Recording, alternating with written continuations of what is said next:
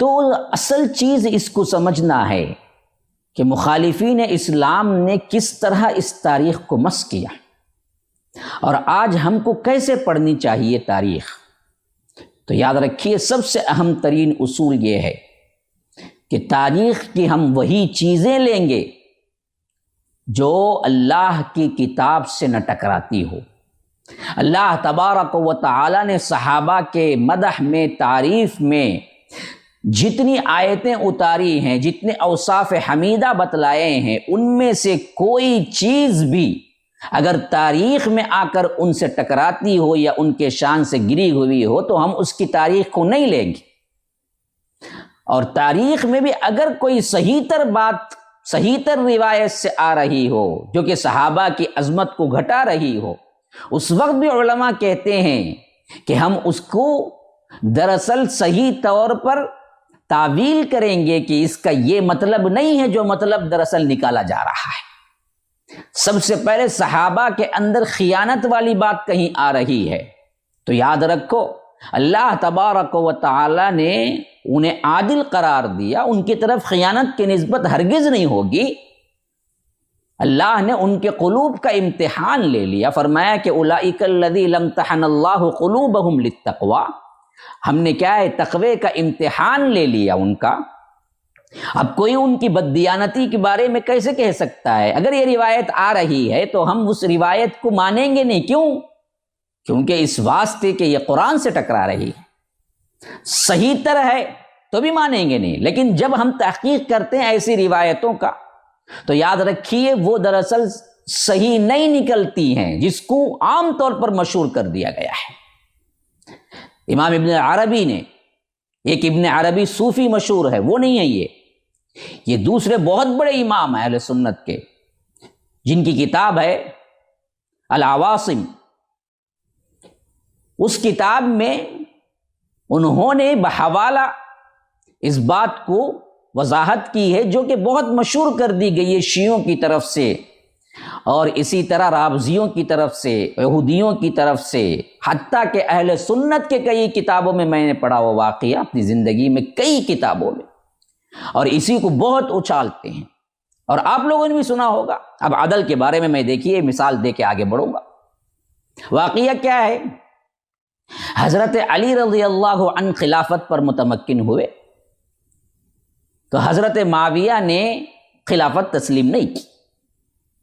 پھر اس کے بعد کیا ہوا؟ جنگ صفین پیش آئی۔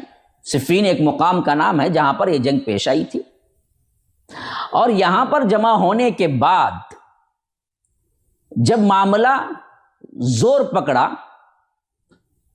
تو اس بات پر طے ہوا کہ اللہ کی کتاب پر فیصلہ ہو جائے گا۔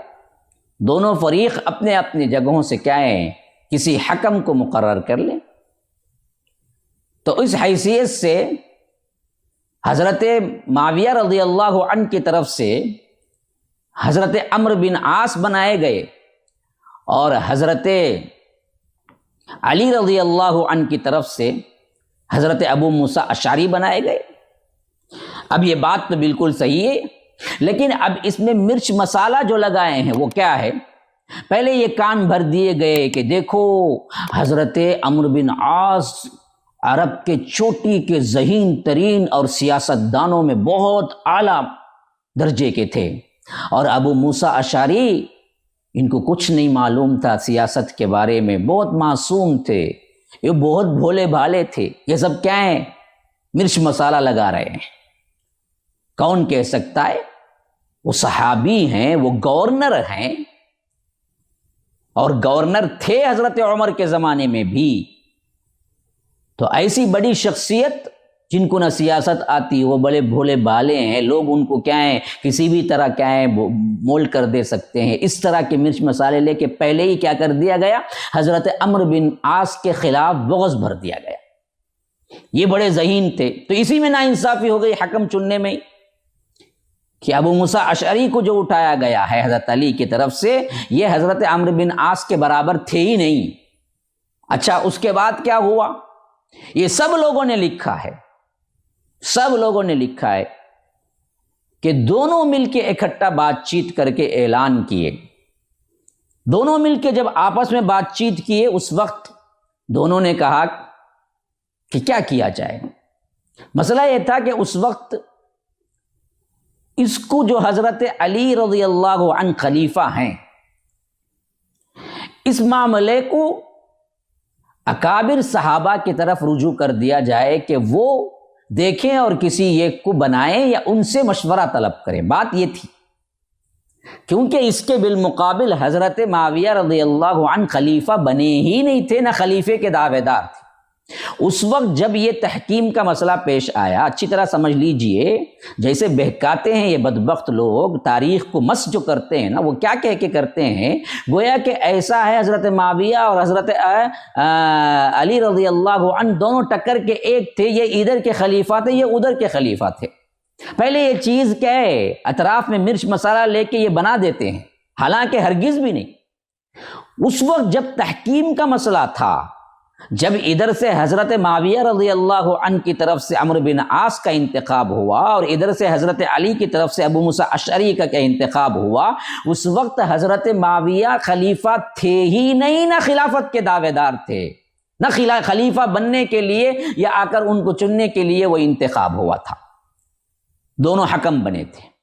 بات صرف اتنی تھی کہ حضرت معاویہ رضی اللہ عنہ اس وقت یہ کہہ رہے تھے کہ جو کچھ بھی حضرت عثمان کو شہید کیے ہیں ان کا قصاص لو یا ان کو اپنے حوالے کرو، میرے حوالے کرو کہ میں انہی صحیح طور پر کیا قصاص لوں گا۔ اتنی بات تھی، انہوں نے نہ خلافت کی دعوے داری اس وقت کی تھی، نہ خلیفے کے اعتبار سے اپنے آپ کو منوایا تھا۔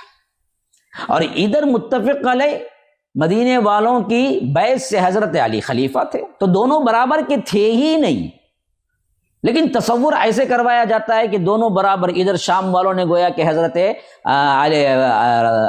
معاویہ رضی اللہ عنہ کو خلیفہ بنا لیا تھا، ادھر حضرت علی رضی اللہ عنہ کو مدینے والوں نے کر لیا تھا۔ اب دونوں طرف سے دو آدمی تھے، ادھر سے ابو موسیٰ اشعری تھے، ادھر سے حضرت عمرو بن عاص تھے، اور عمرو بن عاص بہت ذہین فتین تھے، اور ادھر ابو موسیٰ اشعری کو کچھ پتہ ہی نہیں تھا۔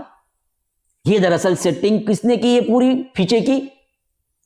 یہ تو بالکل صحیح بات ہے کہ دونوں حکم بنائے گئے تھے، لیکن اطراف کی بازو کی مرچ مسالہ لگا کہ جو سیٹنگ ہے یہ یہودیوں، رافضیوں اور شیعوں کی ہے، جس کو آگے چل کر بہت سے اپنوں نے بھی اختیار کیا، اور آج کا بہت بڑا سرغنہ بٹ کے بیٹھا ہوا ہے انجینئر علی مرزا، جو اس کی تائید میں دلائل دیتا ہے تو لوگ واہ واہ کرتے ہیں کہ ہر بات دلیل سے کرتا ہے۔ پہلے دلیل تو اس وقت بنے گی نا جی جب کیا ہے اس واقعے کے لیے وہ دلیل صحیح بھی ہو۔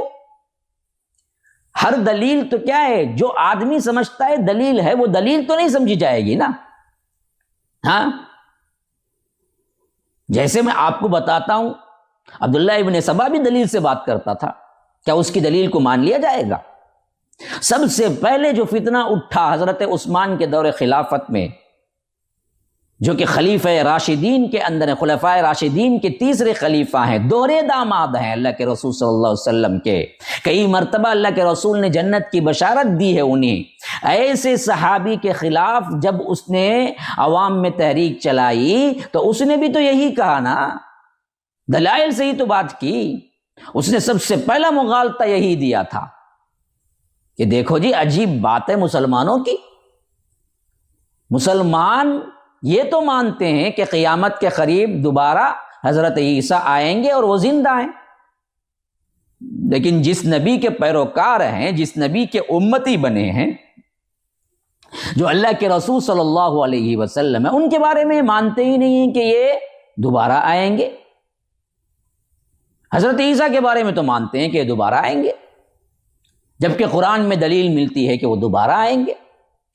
لوگ حیران رہ گئے، ابھی جو مسلمان ہوئے تو انہیں تو سمجھ ہی نہیں آ رہا تھا یہ کیا بات ہے، اس کے پاس بھی تو دلیل تھی نا، اس نے قرآن سے دلیل پکڑی، اس نے کہا کہ دیکھو اللہ کہتا ہے ان الذی فرض علیک القرآن لرادک الی معاد، بے شک جس نے تمہارے اوپر قرآن کو فرض کیا ہے تمہیں ضرور دوبارہ لائے گا۔ تو صاف دلیل ہے اور وہ دلیل سے وہ کہہ رہا ہے کہ دیکھو تم لوگوں نے کیا عقیدہ خراب کر لیا، حضرت عیسیٰ کو زیادہ اہمیت دے دی۔ حضرت عیسیٰ دوبارہ آنے کا قرآن میں ذکر نہیں ہے، لیکن اللہ کے رسول تو دوبارہ آنے کا قرآن میں ذکر ہے۔ یہ تو تم مانتے ہو حضرت عیسیٰ آئیں گے قیامت کے قریب، لیکن اس کو نہیں مانتے، تو اب کیا کہیں گے؟ عبداللہ ابن سبا جیسا بدبخت ترین جو فتنہ تھا، اس فتنے کی تائید میں آپ کہیں گے کہ ہاں بالکل ایسا ہی کیا ہے، علی مرزا بھی ہے جو لے کے آتا ہے دلیل بخاری و مسلم کے احادیث کو، لیکن جامہ پہناتا ہے اپنے خیالات سے۔ اس کو دلیل نہیں مانیں گے۔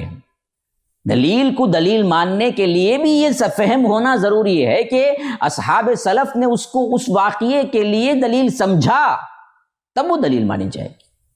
ابھی میں نے بتا رہا ہوں نا کہ حضرت عثمان کے خلاف میں جب وہ فتنہ اٹھایا تو پہلے یہی کہا، اور قرآن میں آیت موجود ہے ان الذی فرض علیک القرآن لرادک الی معاد، لیکن اس کی صحیح تشریح کیا ہے؟ اس کے لیے دلیل ہے کہ اللہ کے رسول دوبارہ آئیں گے؟ نہیں، یہ تو اس وقت کی آیت ہے جب ہجرت کر کے اللہ کے رسول جا رہے تھے مکہ چھوڑ کے اور غمزدہ تھے، تو اللہ نے کہا کہ آپ کو جیسے ان بدبختوں نے نکالا ہے اللہ کے رسول، آپ کو ہم واپس ضرور لائیں گے، اور مکہ فتح ہوا تو وہ بات پوری ہو گئی، بس مسئلہ ختم۔